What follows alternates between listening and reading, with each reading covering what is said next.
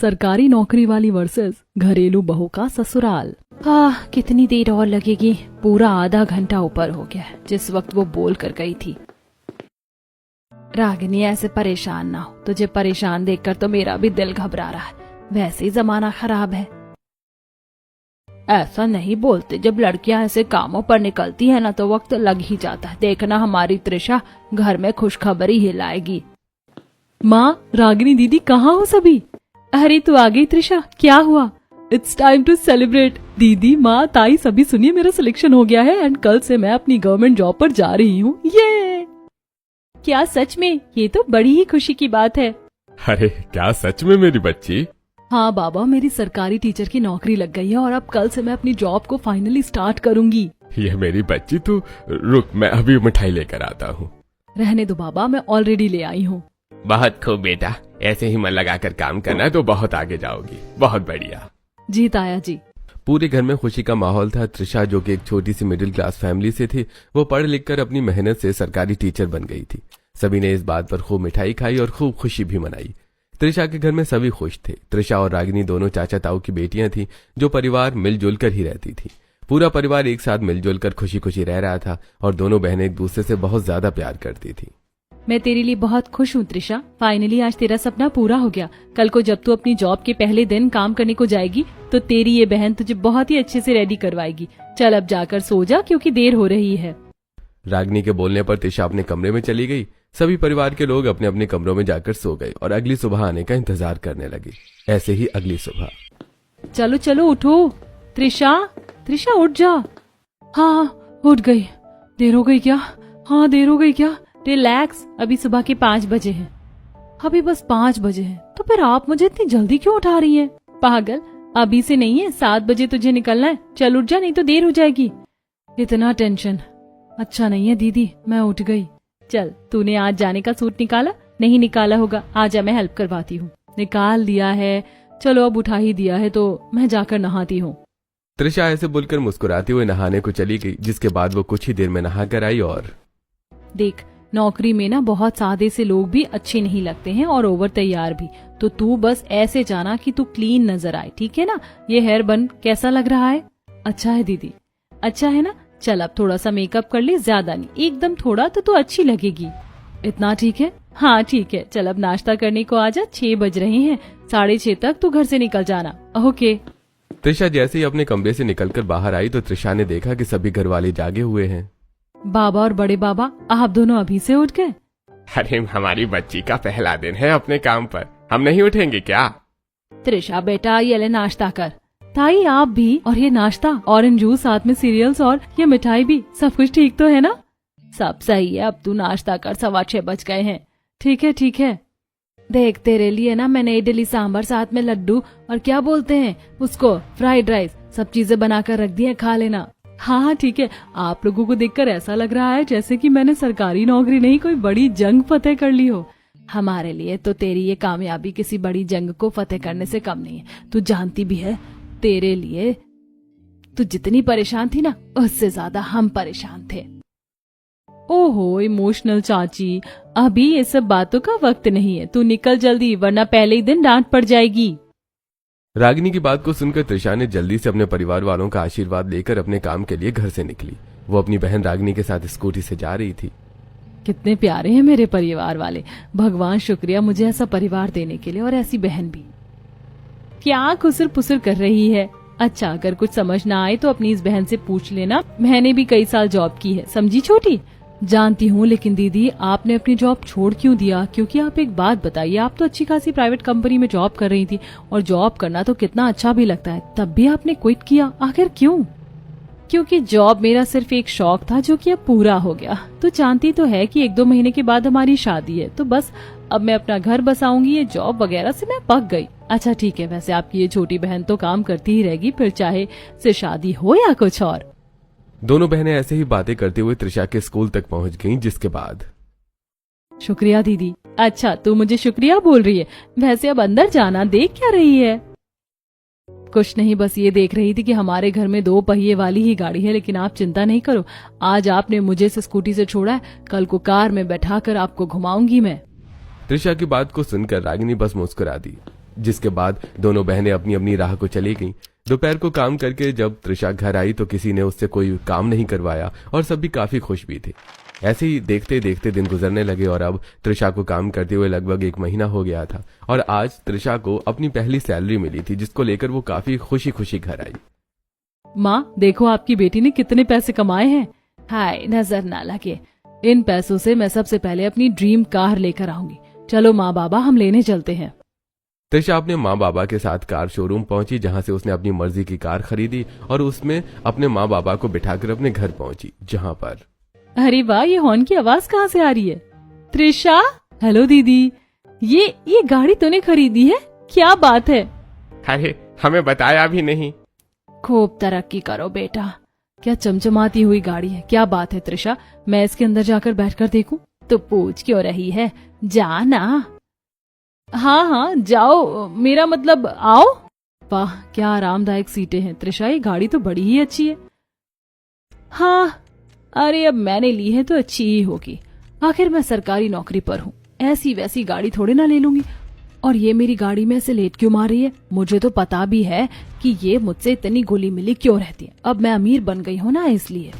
त्रिशा ऐसे ही अपने मन में रागिनी को लेकर अब बातें रखने लग गई थी, जबकि रागिनी के दिल में उसके लिए अभी भी उतना ही प्यार था। ऐसे कुछ दिन और गुजर गए और आज के दिन दोनों बहनों की शादी हो गई थी। दोनों ही एक ही घर में शादी हुई, जहां अब दोनों का गृह प्रवेश हो रहा था। इस दिन का तो मैं कब से इंतजार कर रही थी। मैंने अपने दोनों बेटों की शादी कर दी, मैं अब अपनी 2 जिम्मेदारियों से तो आजाद हो गई, अब बस मेरी बेटी रह गई है। सावित्री बहन, इनमें से बड़ी बहू कौन सी और छोटी कौन है? ये वाली रागिनी बहू मेरी बड़ी बहू है और त्रिशा छोटी। चलो अब तो इनका गृह प्रवेश करवाओ। वैसे बड़े बूढ़े कह गए हैं कि बड़ी बहू का गृह प्रवेश पहले और छोटी का बाद में होना चाहिए। हाँ मैं भी बड़े बूढ़ों का बड़ा मान रखती हूँ। रागिनी बहू पहले तू अंदर आ। ऐसे कैसे? पहले मुझे मेरे भैया से मेरा शगुन चाहिए, भाभी को अंदर लेने का, नहीं तो ये नटखट ननद आपको अंदर नहीं आने देगी। चलो चलो जल्दी से निकालो मेरे 1 लाख भैया। 1 लाख? ऐसे क्यों चौंक रहे हो? आपकी ही बहन हूँ, अच्छे से जानती हूँ मैं कि कब आपकी जेब में कितने रुपए होते हैं। लाओ दो। तू भी ना सारी पता रहती है। चल तुझे दे दूंगा, अब अपनी भाभी को तू अंदर तो आने दे। ये आजा, हमारे घर की पहली और बड़ी लक्ष्मी आ गई है। चांद सा मुखड़ा है, मेरी बहू का नजर ना लगे। ये क्या बात हुई? मतलब पहले घर के अंदर प्रवेश भी मेरी इस बहन का हुआ और अब तारीफ के पुल भी इसके बंधे जा रहे हैं। मैं ज्यादा अच्छी हूँ और मैं कभी भी किसी की सेकंड प्रायोरिटी नहीं हो सकती हूँ। चलो अब काफी देर हो गई है, मेरी छोटी बहू तो इंतजार करते करते थक गई होगी। आजा बहू, तू भी अंदर आजा। ये क्या, रागिनी दी को तारीफों के पुल बांधते हुए अंदर बुलाया और मुझे क्यों ही बुला लिया? ये तो कोई अच्छी बात नहीं हुई। क्या बात है बहू, कुछ सोच रही है क्या? नहीं कुछ भी तो नहीं। चल अब अंदर आ जा ना तू भी। त्रिशा भी कलश को गिराते हुए घर के अंदर आ गई, जिसके बाद दोनों बहुओं को सोफे पर बिठा दिया गया। और सावित्री जी और बताओ, बहुओं की मुंह दिखाई अभी करनी है या फिर कल करोगी? मुंह दिखाई अभी तो बस 8 ही बजे और कल को तो और कितनी रस्में हैं, तो मेरी मानो ना अभी मुंह दिखाई कर दो। सही बोल रही हो, जो काम जितना जल्दी हो जाए उतना ही अच्छा है। बहुओं तुम सोफे पर ही बैठी रहो। मेघा तो अपनी भाभीयों का तोहफा तो ले आई थी ना मुंह दिखाई का, चल दे दे। ठीक है माँ, ये लो त्रिशा भाभी। अरे ऐसे नहीं, मेघा तेरी रागिनी भाभी बड़ी है तो पहले तू उसको तोहफा दे। हाँ आपने सही कहा। भाभी अभी पहले मैं बड़ी भाभी को दे दूं, उसके बाद आपकी मुंह दिखाई करूंगी। मेघा ने त्रिशा के हाथ से गिफ्ट को छीना, जिसके बाद पहले उसने रागिनी को तोहफा दिया। और भाभी आप तो बहुत ही ज्यादा प्यारी हो, सच में आपका रंग भी कितना साफ है। मुझे तो आपकी ही तरह ब्यूटीफुल दिखना है अपनी शादी पर। शुक्रिया, तुम भी बहुत प्यारी हो मेघा। थैंक्स भाभी, ये लो आपका गिफ्ट। त्रिशा को मेघा ने कोई कॉम्प्लीमेंट नहीं दिया। उसने उसे गिफ्ट देकर बस उसका चेहरा देखा और फिर मोहल्ले की औरतें जैसे सुषमा और रेखा भी लिफाफे लेकर आ गई। बिल्कुल पूर्णिमा की चांदनी की तरह चमक रही है तू, नजर ना लगे। ये ले तेरा मुंह दिखाई का शगुन। आपका बहुत बहुत शुक्रिया। मैं त्रिशा हूँ, घर आने वाला हर कोई मेरे ऊपर फिदा था। मेरी सरकारी जॉब भी है, लेकिन यहाँ तो मैं सभी के लिए ही सेकेंड प्रायोरिटी बनकर रह गई हूँ। लेकिन मैं ये नहीं होने दूंगी। मुझे कैसे भी करके अपनी बहन को तो इसकी जगह लाना ही पड़ेगा।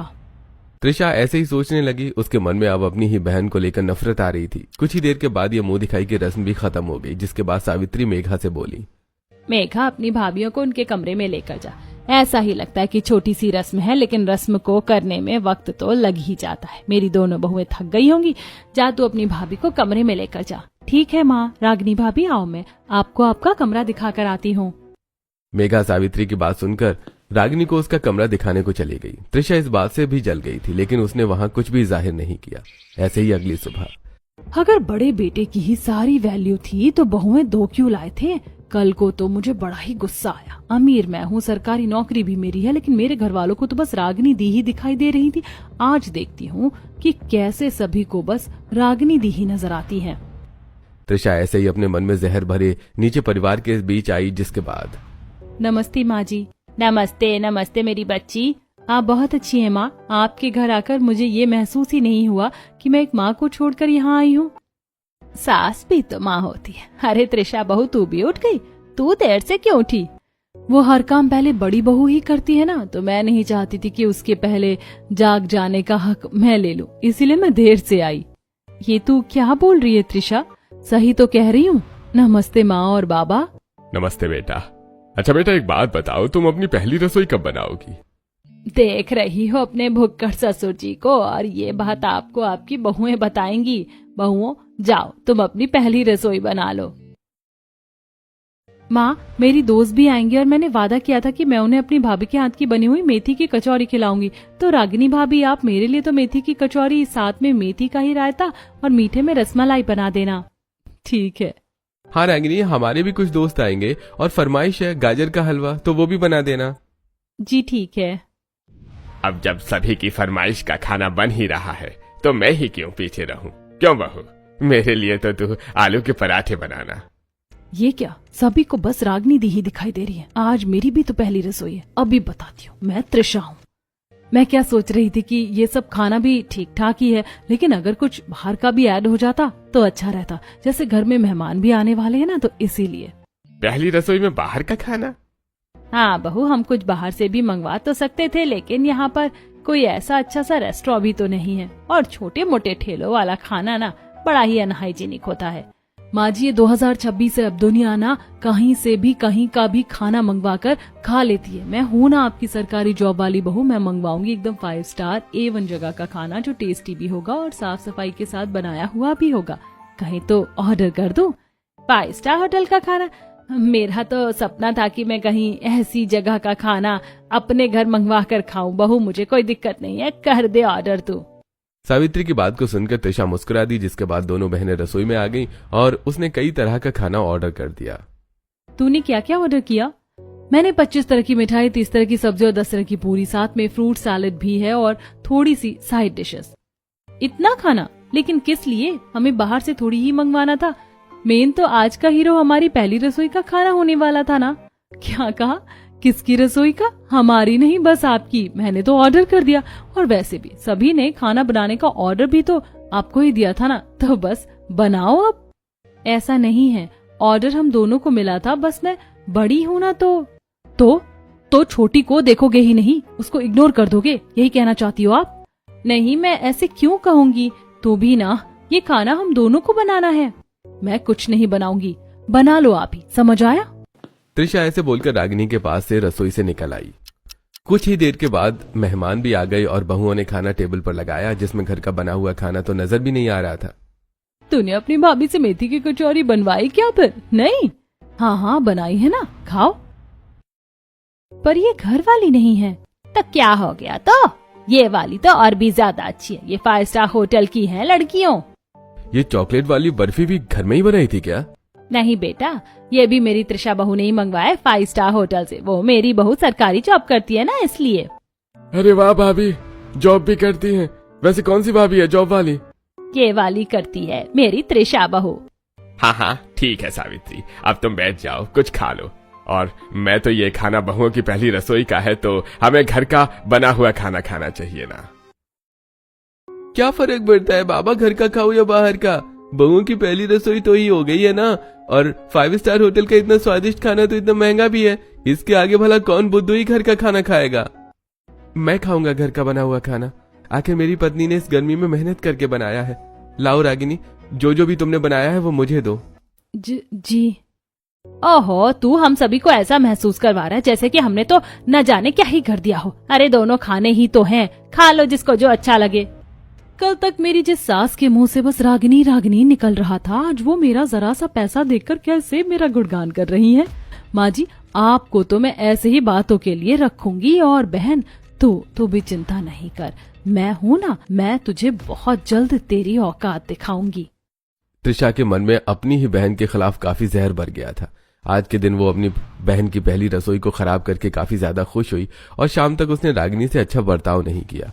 ऐसे ही शादी की सभी रस्में खत्म हुई और आज के दिन दोनों बहुएं अपनी सास के साथ बाहर जाने को रेडी हो रही थी। त्रिशा रागिनी दोनों तैयार हुई कि नहीं?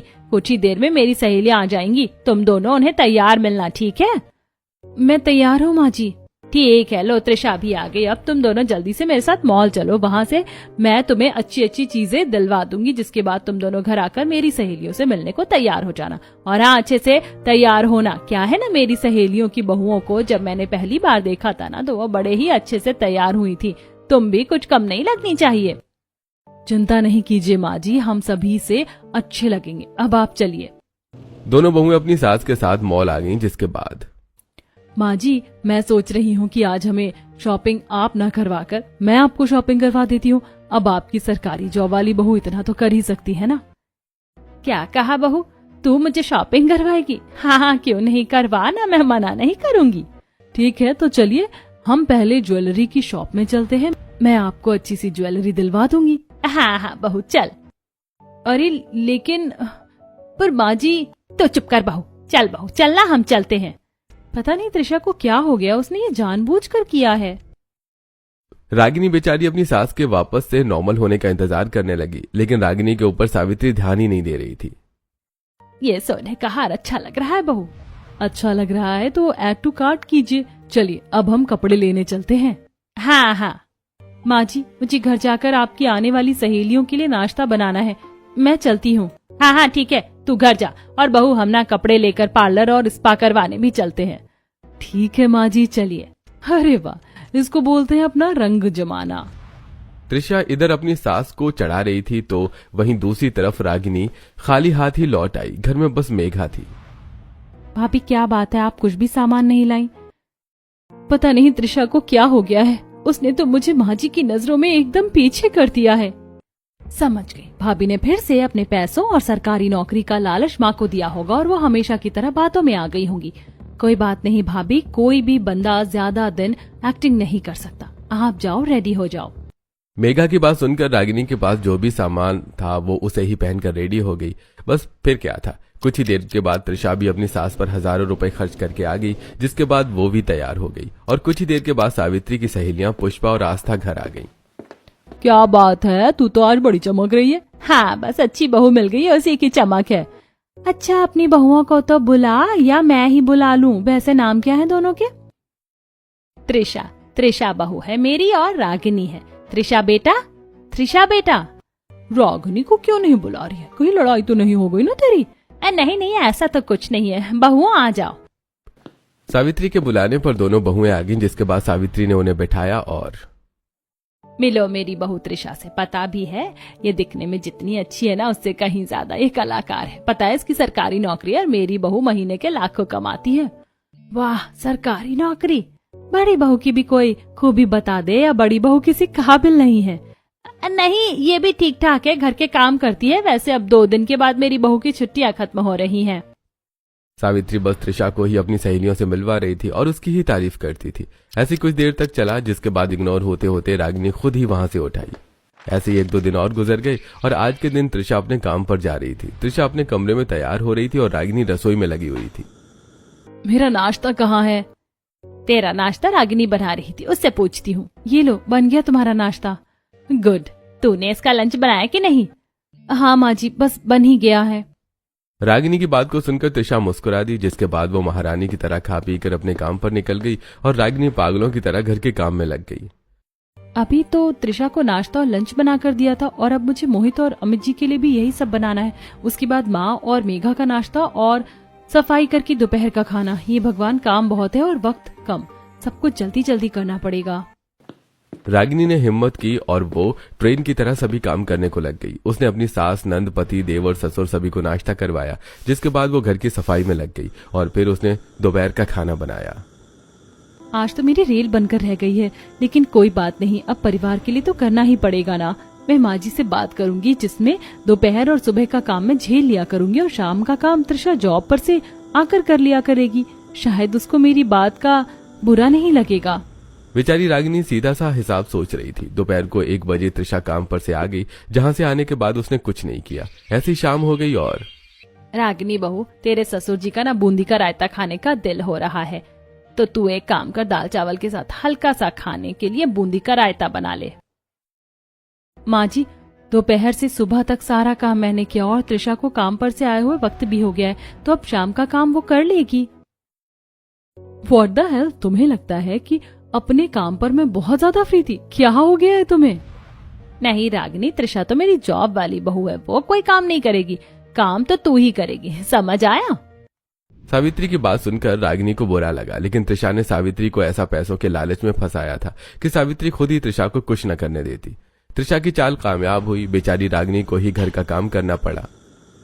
कोई बात नहीं रागिनी, ऐसे हो जाता है, मेरा ही तो घर है ये, और ये त्रिशा ज्यादा दिन ऐसे नहीं घूम पाएगी, एक दिन माँ जी को सब कुछ समझ आ ही जाएगा। रागिनी की बात को कोई सुनने वाला नहीं था। उसने खुद से ही अपना दिल हल्का कर दिया और घर के सभी काम निपटा दिए। ऐसे कुछ दिन और गुजरे और अभी तक सावित्री को यही लगता था कि उसकी बहू त्रिशा बहुत ही ज्यादा अच्छी है। ऐसे ही सब चल रहा था और आज के दिन सावित्री का जन्मदिन था, जिसके लिए वो खुद ही काफी एक्साइटेड थी। पता नहीं आज तो मेरी बहू मेरे लिए क्या तोहफा लाएगी। वैसे तो वो नॉर्मली ही मेरे लिए कितना करती है, आज तो वो अपनी जान ही लुटा देगी मेरे ऊपर। एक तरफ सावित्री ख्याली पुलाव बना रही थी, तो वहीं दूसरी तरफ मेघा, मैंने केक तो बना दिया है, साथ में समोसे और गर्मा गर्म स्नैक्स मैं बाद में बनाऊंगी। अब तुम ये बताओ कि तुमने त्रिशा को बताया माँ जी के बर्थडे के बारे में? नहीं, मैं उन्हें बताना चाहा था, लेकिन उन्होंने सुना ही नहीं। कोई बात नहीं, मैं बता दूंगी उसको। रागिनी की बात को सुनकर मेघा बस मुस्कुरा दी। कुछ ही देर के बाद त्रिशा घर आ गई, लेकिन उस वक्त सावित्री घर में नहीं थी। त्रिशा, तुम एकदम सही वक्त पर आई हो और माँ जी भी नहीं है। क्या है, आते ही मेरा दिमाग क्यों खराब कर रही हो? नहीं, मैं दिमाग खराब नहीं कर रही हूँ, मेरी बात को तो सुनो। आज माँ जी का जन्मदिन है, तुम उन्हें क्या गिफ्ट दोगी? क्या है, क्यों उस बुड्ढी ने मेरा पीछा घेरा हुआ है? नहीं देना है मुझे कुछ भी, मेरे पास क्या फालतू पैसे हैं जो बस मैं उन पर ही लगाती रहूं? हाँ, मैं दिलवाती हूँ उन्हें सामान, लेकिन उसकी वजह से मुझे कोई लगाव नहीं है अपनी बुढ़िया सास से, समझ आया? क्या तुझे मुझसे कोई लगाव नहीं है? ये सब जो तू करती है सब अपने फायदे के लिए? अरे नहीं, वो माँ जी, बस मुझे बिल्कुल भी बातों में लेने की जरूरत नहीं है, समझ आया? तुझे क्या लगता है मैं पागल हूँ? मैं बन गई थी, लेकिन अब मुझे तू और पागल नहीं बना सकती, समझ आया? हाँ तो ठीक है, मुझे भी कौन सा शौक है तुम लोगों से कोई वास्ता रखने में। बड़ा ही अच्छा तोहफा दिया तूने मुझे इस जन्मदिन पर। ठीक है, एक तोहफा मैं भी तुझे देती हूँ, आज से तू मुझसे अलग रहेगी। तेरा कमरा ऊपर है ना, तो ऊपर तू अपना गैस चूल्हा रख लेना। मेरे साथ अब तू न खाना बनाएगी न बैठेगी। अरे माँ जी, एकदम से ऐसे नहीं बहू, आज तू मुझे नहीं रोक सकती है। सावित्री की बात को सुनकर त्रिशा ने भी अलग रहने की शर्त को मान लिया और उसी दिन वो अपने पति के साथ ऊपर वाली मंजिल पर चली गई। अपनी सास से अलग होने के बाद आज त्रिशा का पहला दिन था। हाँ भाई, कौन हो? अरे बहन बताओ, तुम तो ऐसे ही खुशी चली आ रही हो। मैं काम वाली हूँ, त्रिशा नाम की मालकिन ने बुलाया है मुझे। अंदर आ जाओ, आपको मैंने बुलाया है। जी मालकिन। शांता ऐसे बोलकर घर के अंदर आ गई। सावित्री और अमरीश ने भी उसे इग्नोर किया और मेरे पति और मैं दोनों ही हम घर में नहीं रहते, इसीलिए आपको ही इसकी साफ सफाई और खाना बनाने की जिम्मेदारी मैं सौंप रही हूँ। मैं अभी आधे घंटे के बाद जॉब पर चली जाऊंगी। आप मेरे हस्बैंड और मेरे लिए दोपहर का खाना बना देना, सफाई करके कपड़े और बर्तन भी धो देना, ठीक है ना? समझिए, जाने से पहले आपका काम तो हो गया मालकिन। शांता काम में शिकायत का मौका नहीं देगी आपको। काम वाली के भरोसे त्रिशा अपना घर छोड़कर निकल गई, जिसके बाद क्या बात है, अमीर घर मिल गया, वो भी बिना किसी मालिक के। अब तो इसकी मैं ही मालकिन हूँ। बढ़िया नेट भी आ रहा है और क्या ही चाहिए। मैं तो अब आराम से बैठकर फोन चलाऊंगी और सफाई की क्या है, वो भी हो ही जाएगी। शांता लापरवाही के साथ काम करने लगी। उसने बस बेकार सी सफाई की और वो फोन चलाने को बैठ गई। जब त्रिशा के आने का वक्त हुआ, उससे कुछ देर पहले उसने खाना बना दिया। लग रहा है कि इस घर की मालकिन मैं ही हूँ, जो भी है। खोलो, आई मालकिन।